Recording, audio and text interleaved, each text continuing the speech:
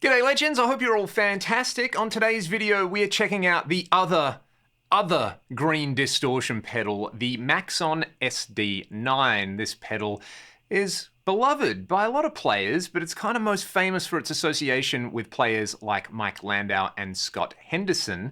This pedal was gifted to me by my buddy Warren Mendoza, also known as Blackstrap Blues. If you're not familiar with Warren's playing and you like guys like Michael Landau and Scott Henderson, go and check out Warren's music. Amazing player, a big proponent of the greasy Strat tones as well.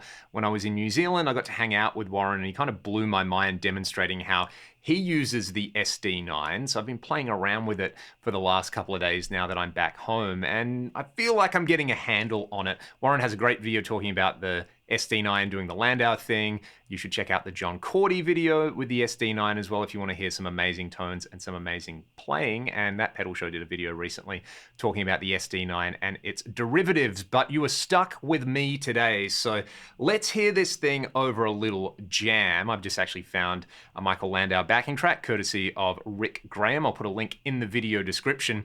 It's definitely not a tube screamer. It is a distortion pedal, and I'm going to start with the kind of Landau-esque settings of the tone control all the way down, the distortion below noon, and the level up above noon. This is a 1977 Fender Stratocaster with Michael Landau's signature pickups in it by Sir Guitars in there. This is kind of what it does. Just pay attention to what I'm doing with the volume control and the pickup selector. Let's go.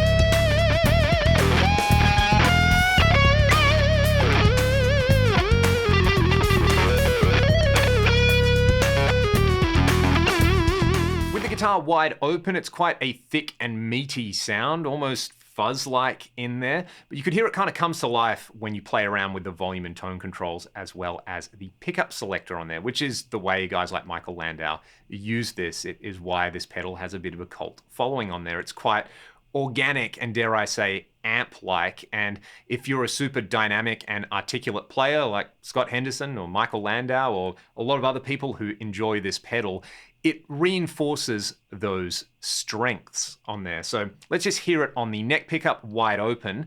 I'll let you hear it bypass, I'll bring the pedal in, and then I'll back off my volume control. What I've found is there is a real sweet spot between where you have the volume control on your guitar and where you have the tone control on the pedal. So let's hear that.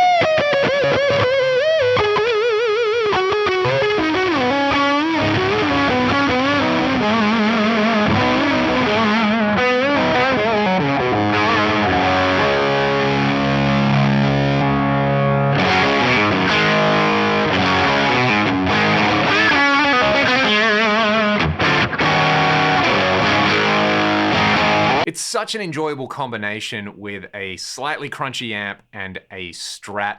Playing a Strat always makes me do different things. I feel like I'm a different version of Leon when I'm on a Strat, and this like enhances all of those things that I want to do. Those like Hendrix, Trower, Landau style things really come out, and stacking it with a Tube Screamer style drive or the Swollen Pickle Fuzz, as we heard on there, can radically change the core tone on there. I really liked it with a Swollen Pickle. That would make a great lead sound. Now, you're not going to get out of this so easily without hearing some kind of chugga-chug tones on here. So this is a PRS CE24 standard. Let's just hear a big chunky sound. I'm going to see if I can use this to give me a bit more chungus on there. I suspect that because it can do some fuzz style stuff, I might get some kind of doom style tones out of it, but we'll see. Let's start.